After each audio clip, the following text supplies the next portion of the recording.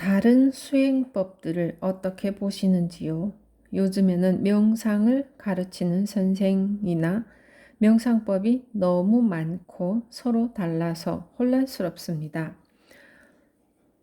이것은 음대로 들어가는 것과 같습니다. 남쪽에서 갈 수도 있고 북쪽에서 갈 수도 있고 다른 여러 길로도 갈 수도 있습니다. 수행법은 많지만 따지고 보면 겉보기에만 다른 경우가 많습니다. 이 길로 가든 저 길로 가든 빨리 걷든 천천히 걷든 알아차리기만 한다면 다 같습니다. 좋은 수행이라면 반드시 도달하는 핵심적인 지점이 있습니다. 붙잡지 않는 것입니다. 결국은 모든 수행법까지도 다 놓아야 합니다. 스승에게도 집착할 수 없습니다. 놓아버림, 붙잡지 않음으로 인도하는 수행은 올바른 수행입니다. 여기저기 돌아다니며 다른 스승을 만나보고 다른 수행법을 시도해보고 싶을 수 있습니다. 여러분 가운데 몇몇 분들은 이미 그렇게 해보았습니다. 이것은 자연스러운 바람입니다. 그러나 수없이 많은 질문을 하고 수많은 수행법에 대해 훤히 알아도 진리를 깨달을 수 없음을 알게 될 것입니다. 언젠가는 실증이 날 것이고요. 부처님께서 가르치신 것을 알려면 오직 멈추고 자기의 마음을 조사해야 합니다. 밖에서 찾을 필요가 없습니다. 결국은 자기의 본성을 마주보기 위해 다시 돌아와야 합니다. 여러분이 지금 있는 이 자리가 바로 법을 깨달을 수 있는 자리입니다. 제대로 수행하지 않는 승려들이 많은 것 같습니다. 성실하지도 않고 알아차리려는 모습도 보이지 않아 기분이 언짢습니다. 그대는 다른 승려들의 그릇된 모습을 보면서 저 스님은 왜 나처럼 열심히 수행하지 않는 거야? 절에 들어왔으면 우리처럼 진지하게 수행해야지. 형편없는 스님들이군 이라고 생각하며 쓸데없이 화를 내고 고통을 받습니다. 모든 사람이 그대의 바람대로 행동하기를 바라면 그대만 고통을 받습니다. 아무도 그대를 대신하여 수행해 줄 수 없고 그대 또한 남을 대신하여 수행해 줄 수 없습니다. 남을 바라보고 평가하는 것은 그대의 수행에 도움이 되지 않습니다. 남을 바라보고 평가하는 것은 지혜의 개발에 도움이 되지 않습니다. 이것은 그대의 큰 번뇌입니다. 비교하지 마십시오. 분별하지 마십시오. 분별심은 급하게 휘어진 도로처럼 위험합니다. 남을 보면서 자기보다 못하다거나 낫다거나 같다는 식으로 판단하는 사람은 도로 밖으로 튕겨져 나갈 것입니다. 분별하면 스스로 고통을 겪을 뿐입니다.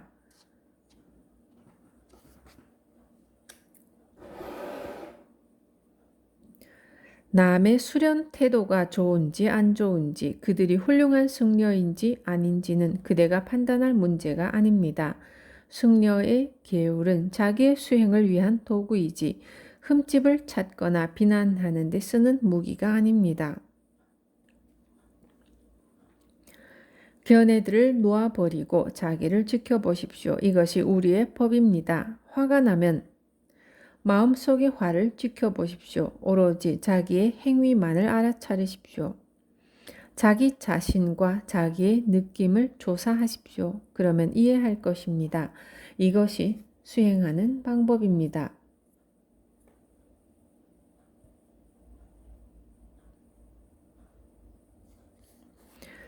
저는 감각을 절제하는 데 극도로 주의를 기울였습니다. 눈길은 늘 아래에 두고서 저의 작은 움직임들까지 알아차리려고 노력합니다. 예를 들어 밥을 먹을 때는 씹는 것, 맛보는 것, 삼키는 것 등 단계마다 충분한 시간을 두고 관찰하려고 노력하며 각각의 단계를 신중하고 주의 깊게 거칩니다. 제가 제대로 수행하고 있습니까?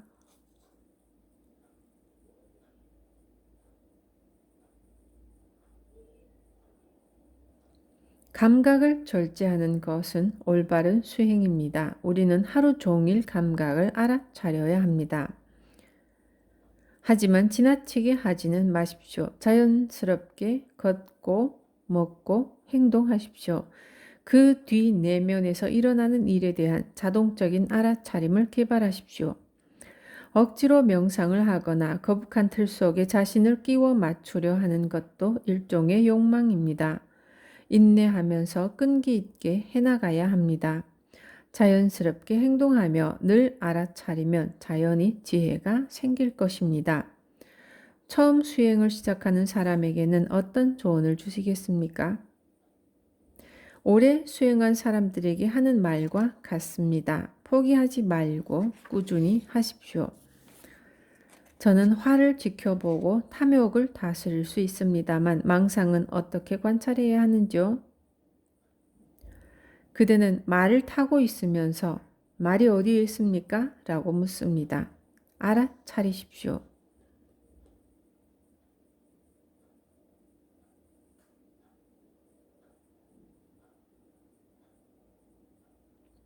잠은 어느 정도 자는 것이 좋습니까? 내가 대답할 문제가 아닙니다. 스스로 자신을 지켜보고 아는 것이 중요합니다. 너무 적게 자면서 수행하려고 하면 몸이 편안하지 않고 알아차림을 유지하기가 어려울 것입니다.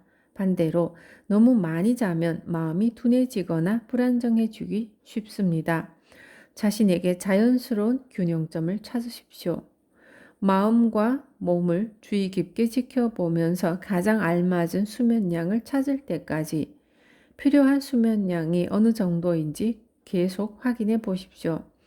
잠에서 깨었다가 다시 졸며 뒤척이는 것도 일종의 번뇌입니다. 눈을 뜨자마자 알아차림을 시작하십시오. 졸음을 극복하는 방법은 많습니다. 어두운 곳에 앉아 있다가 밝은 곳으로 옮기십시오. 눈을 뜨십시오. 자리에서 일어나 세수를 하거나 뺨을 찰싹 때리거나 목욕을 해보십시오. 졸리면 자세를 바꾸어 보십시오. 많이 걸어보시고 뒤로도 걸어보시고 뭔가에 부딪힐까 걱정이 되어 졸지 못할 것입니다. 그래도 소용이 없으면 가만히 서서 마음을 가다듬고 밝은 대낮이라고 상상해 보십시오. 아니면 높은 절벽이나 깊은 샘의 가장자리에 앉아 보십시오. 감히 잠들지 못할 것입니다. 어떤 방법을 써도 안 되면 그냥 자십시오. 주의를 모으고 자리에 누운 뒤 잠드는 순간까지 알아차리려고 노력하십시오. 잠에서 깨어나면 곧바로 일어나십시오. 먹는 것은 어떤가요? 얼마큼 먹는 게 적당할까요? 먹는 것도 잠자는 것과 같습니다. 스스로 알아야 합니다. 음식은 몸에 필요한 만큼 섭취해야 합니다. 음식을 약으로 보십시오. 식사를 한 뒤에 졸리거나 계속 살이 찔 만큼 많이 먹고 있습니까? 식사량을 줄여보십시오. 몸과 마음을 관찰하다가 5숟가락쯤 더 먹으면 배부르겠다 싶을 때 식사를 멈추고 적당히 배부를 때까지 물을 마십시오. 그리고 가서 앉으십시오. 졸림과 배고픔을 지켜보십시오. 알맞게 먹는 법을 배워야 합니다. 수행이 깊어질수록 자연히 기운이 넘치고 더 적게 먹을 것입니다. 더 적게 먹을 것입니다.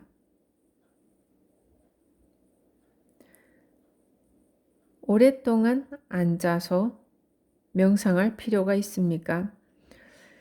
아닙니다. 몇 시간씩 계속해서 앉아있을 필요는 없습니다. 어떤 사람들은 오래 앉아있을수록 더 지혜로워질 거라고 생각합니다. 암탉들도 둥지에서 알을 품고 있을 때는 며칠 동안 그대로 앉아있을 수 있습니다. 지혜는 어떤 자세에서든 늘 알아차릴 때 생깁니다. 수행은 아침에 깨어나는 순간부터 시작하여 잠들 때까지 계속해야 합니다. 얼마나 오래 앉아 있을 수 있는가는 중요한 문제가 아닙니다. 중요한 것은 걷고 있든 앉아 있든 화장실로 가고 있든 계속 알아차림을 유지하는 것입니다. 사람들은 저마다 타고난 자기의 속도가 있습니다.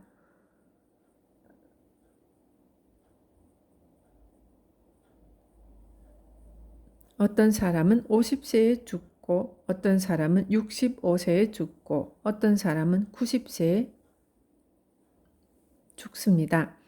수행의 속도도 저마다 다를 것입니다. 이 문제에 대해 생각하거나 걱정하지 마십시오. 늘 알아차리도록 노력하십시오. 일들이 자연스럽게 흘러가도록 놓아두십시오. 그러면 그대의 마음은 어떤 환경에서도 고요해질 것입니다. 그러면 그대의 마음은 어떤 환경에서도 고요해질 것입니다.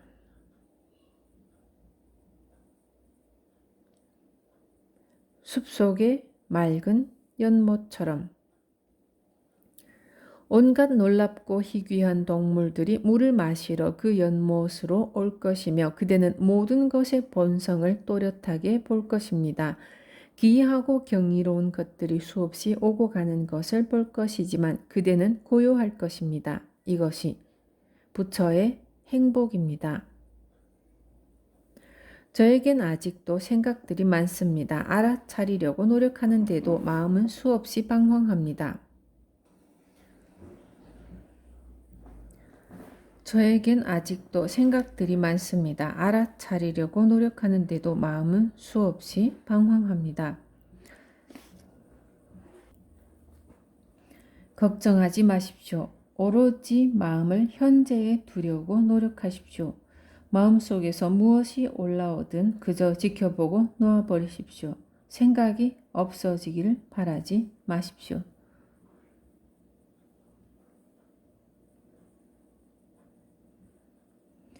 그러면 마음은 자연스러운 상태로 되돌아갈 것입니다. 좋음과 나쁨, 뜨거움과 차가움, 빠름과 느림을 분별하지 마십시오. 나도 없고 너도 없고 자아라는 것도 없으며 오직 지금 있는 것 뿐입니다. 걸으면서 다른 뭔가를 할 필요가 없습니다. 그저 걸으면 됩니다. 앞에 있는 것을 바라보십시오. 홀로 떨어져 있어야 한다는 생각에 집착할 필요가 없습니다. 어디에 있든지 있는 그대로 지켜봄으로써 자신을 아십시오. 의심이 올라오면 의심이 오고 가는 것을 지켜보십시오. 단순합니다. 아무것도 붙들지 마십시오. 수행은 길을 걷는 것과 같습니다. 이따금씩 장애물을 만날 것입니다. 번뇌를 만나면 그저 알아차리고 놓아보냄으로써 이겨내십시오. 이미 지나친 장애물은 생각하지 말고 아직 보지 않은 장애물은 걱정하지 마십시오. 현재에 머무르십시오. 얼마나 더 가야 목적지에 이룰 수 있을까 하고 궁금해하지 마십시오. 모든 것은 늘 변합니다. 무엇을 만나든지 붙잡지 마십시오. 결국 마음은 자연스러운 균형점에 이르게 되고 수행은 자동적으로 이루어질 것입니다. 모든 것은 저절로 오고 갈 것입니다.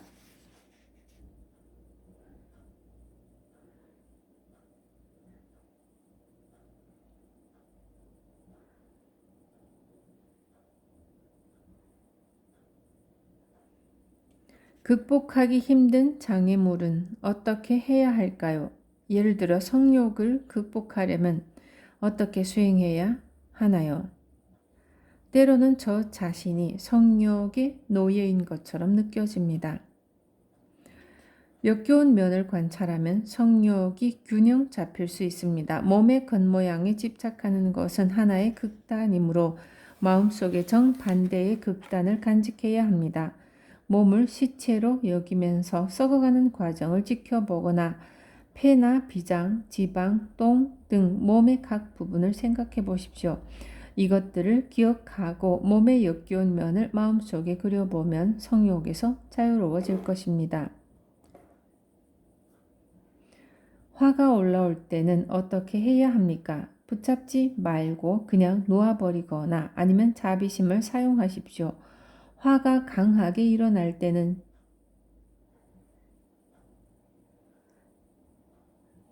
자비심을 개발함으로써 균형 잡히게 하십시오. 남들이 나쁜 짓을 하거나 화를 내더라도 그대는 화를 내지 마십시오. 화를 내면 그 사람보다 더 어리석은 사람이 됩니다. 지혜로우십시오. 마음속에 연민을 간직하십시오.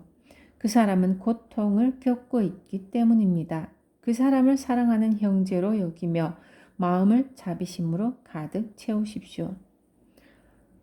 자비심을 명상의 주제로 삼고 여기에 집중하십시오. 세상의 모든 존재들에게 자비심을 펼치십시오. 자비심만이 미움을 이길 수 있습니다.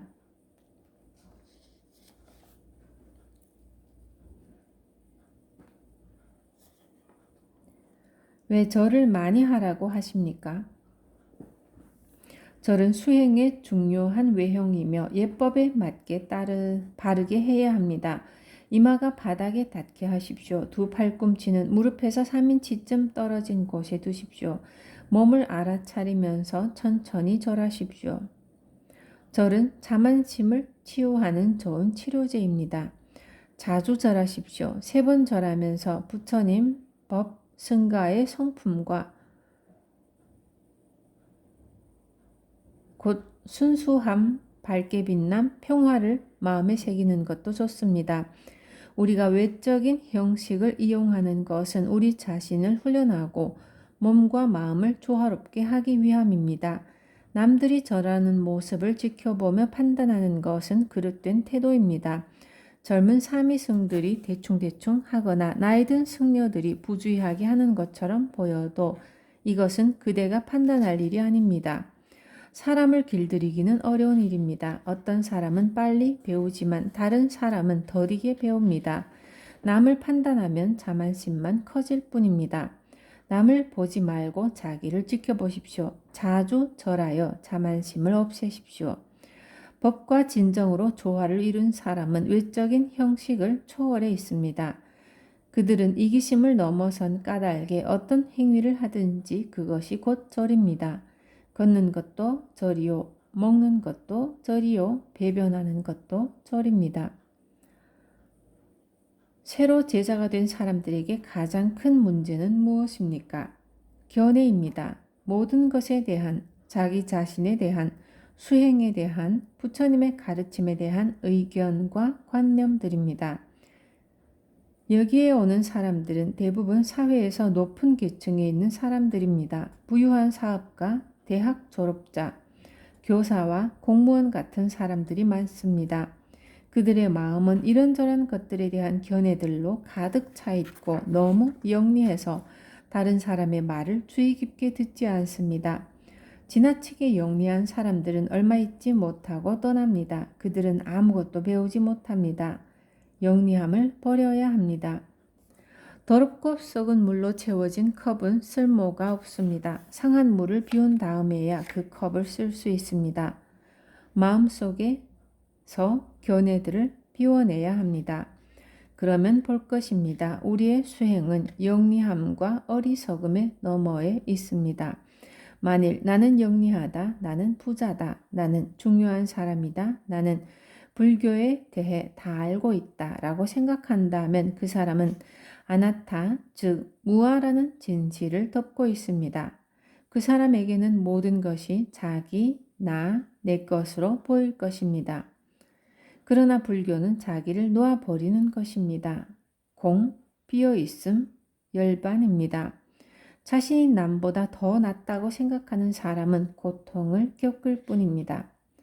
화나 탐욕 같은 번뇌는 망상인가요? 아니면 실제 하는 것인가요? 둘 다입니다. 우리가 색욕이나 탐욕, 화와 망상이라고 말하는 번뇌들은 겉으로 보이는 이름과 모양일 뿐입니다. 바리떼를 크다, 작다, 멋지다고 말하는 것과 같습니다.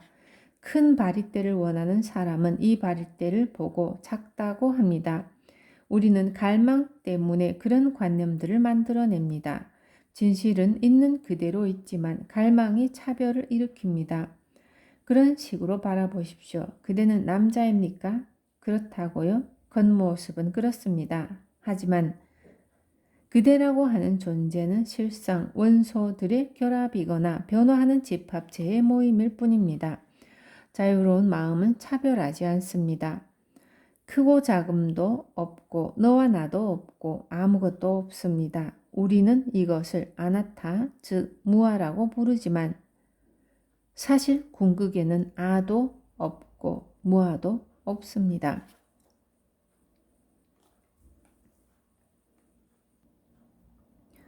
업에 대해 좀 더 자세히 설명해 주시겠습니까? 업은 행위입니다. 업은 집착입니다. 우리가 집착할 때는 몸과 말과 마음이 모두 업을 짓습니다. 미래의 자신을 고통스럽게 할 습관을 만듭니다. 이것은 집착의 열매이며 과거에 일으킨 번뇌의 열매입니다. 우리가 어렸을 때 부모님이 우리에게 화를 내고 훈계한 것은 우리를 돕기 위해서였습니다.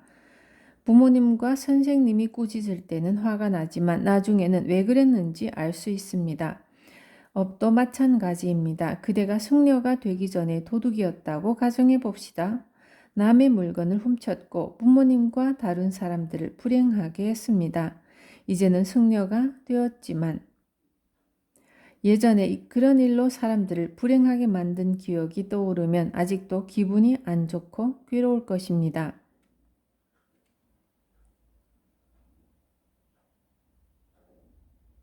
반대로 과거에 친절한 행위를 베풀었고 지금 그 기억이 떠오르면 기분이 좋아질 것입니다. 이 행복한 마음 상태는 과거에 지은 업의 결과입니다. 잊지 말아야 할 것은 몸뿐 아니라 말과 마음으로 하는 행위도 미래의 결과를 만드는 조건이 된다는 것입니다.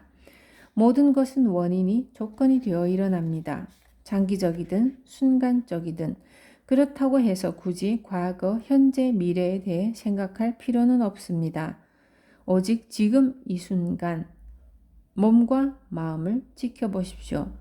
자기의 마음을 지켜보면 자기의 업을 스스로 짐작할 수 있습니다. 수행을 하면 뚜렷이 보일 것입니다. 오래 수행을 하면 잘 알게 될 것입니다.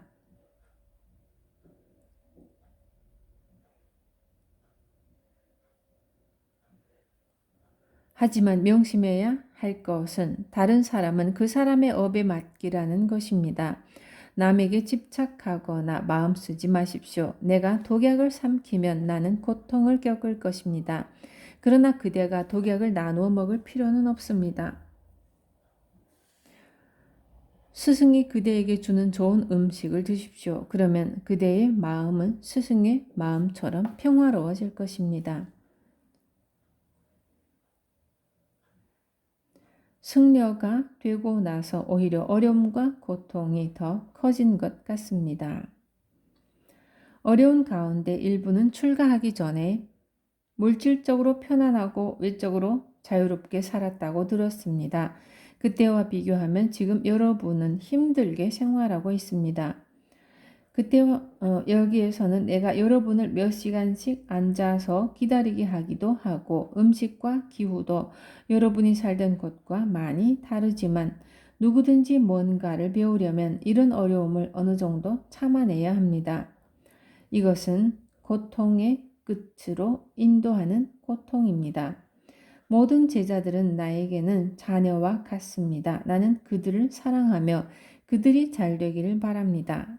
혹시 내가 여러분을 괴롭히는 것처럼 보일지 모르나 그것은 여러분이 잘 되게 하기 위해서입니다. 화가 나거나 자신이 불쌍해 보일 때야말로 마음을 이해할 수 있는 좋은 기회입니다. 부처님께서는 번뇌가 스승이라고 말씀하셨습니다. 학력이 낮고 속세의 지식이 적은 사람은 쉽게 수행할 수 있습니다.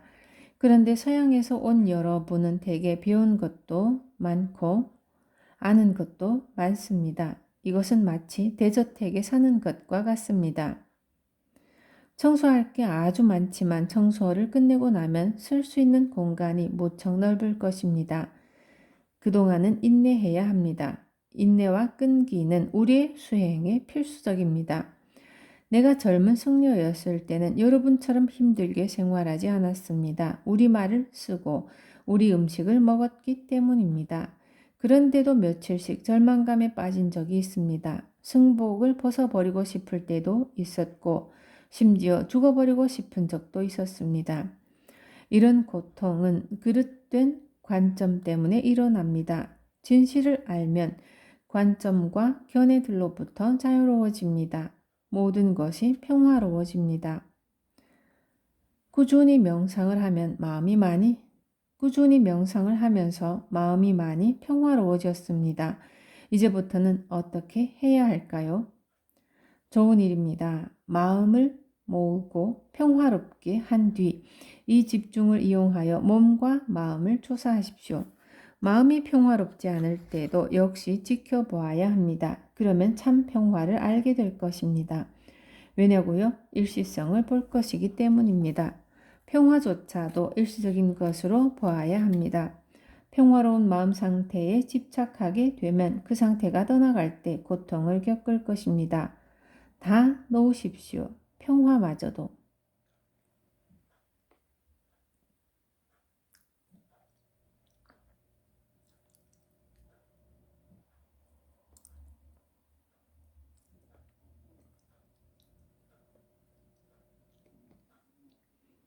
지나치게 열심인 제자를 염려한다고 말씀하셨죠? 예, 그렇습니다. 지나치게 진지할까봐 염려스럽습니다. 지혜가 뒷받침되지 않은 채로 너무 열심히 노력하면 불필요한 고통을 겪게 됩니다. 여러분 중에서도 반드시 깨닫겠다고 결심하는 사람들이 있습니다. 그래서 이를 악물고 죽도록 애를 씁니다. 쉬지도 않고. 하지만 이것은 지나친 열심입니다. 사람은 모두 똑같다는 것을 알아야 합니다. 그런 사람은 존재들의 성질을 모릅니다. 모양을 가진 모든 것, 마음과 몸은 일시적입니다. 그저 지켜보되 붙들지는 마십시오. 저는 오랫동안 명상을 해왔습니다. 제 마음은 어떤 상황에서나 거의 늘 열려있고 평화롭습니다. 이제는 다시 되돌아가 수준 높은 삼매와 몰입을 닫고 싶습니다. 그런 수행들은 유익한 마음 수련입니다. 지혜로운 사람이라면 삼매 상태에 매달리지 않을 것입니다. 마찬가지로 긴 시간 좌선하고자 하는 바람은 수련에 좋지만 사실 수행은 자세와 상관이 없습니다. 마음을 직접 바라보는 것이 곧 지혜입니다. 마음을 조사하고 이해하게 되면 지혜가 생겨나서 삼매나 책의 한계를 알게 됩니다. 수행을 통해 무집착을 이해하게 되면 식사 후에 달콤한 후식을 즐기듯 책으로 돌아갈 수 있으며 이런 지식은 다른 사람을 가르치는 데 도움이 될 것입니다. 또는 어느 것에도 집착하지 않는 지혜로서 몰입 삼매를 수련할 수도 있습니다. 사람들에게 법을 전할 때 어떻게 하는 것이 좋은지 좀 더 자세히 말씀해 주시기 바랍니다. 부처님의 가르침을 전하는데 가장 기본이 되는 것은 남에게 친절하고 유익하게 행하는 것입니다. 선을 행하고 남을 돕고 자비심과 덕으로 행하면 좋은 결과가 따르게 되며 자신과 다른 사람의 마음이 평온하고 행복해집니다. 다른 사람을 가르치는 일은 온 마음을 다하여 받아들여야 하는 훌륭하고 중요한 책무입니다. 이 일을 제대로 하려면 다른 사람을 가르치는 동안 자기 자신도 함께 가르쳐야 합니다. 자기는 자기대로 계속 수행을 하면서 순수해질 수 있도록 주의를 기울여야 합니다. 사람들에게 올바른 것을 얘기해 주는 것만으로는 충분하지 않습니다. 남에게 가르치는 바를 자기의 마음속에서도 실천해야 하고 자신과 남들에게 늘 정직해야 합니다. 순수한 것과 순수하지 못한 것을 인정하십시오. 부처님 가르침의 핵심은 모든 것을 있는 그대로 완전하고 분명하게 보는 법을 배우라는 것입니다. 진실을 있는 그대로 알면 자유로워집니다. 지금까지 말씀하신 내용 가운데 중요한 요점들을 정리해 주시겠습니까? 자기를 탐구해야 합니다. 자기가 누구인지를 아십시오. 지켜봄으로써 자기의 몸과 마음을 아십시오. 앉아있을 때, 잠잘 때, 먹을 때 자기의 한계를 아십시오. 지혜를 쓰십시오. 수행은 뭔가를 이루려는 것이 아닙니다. 지금 여기에 있는 것을 알아차리는 것입니다.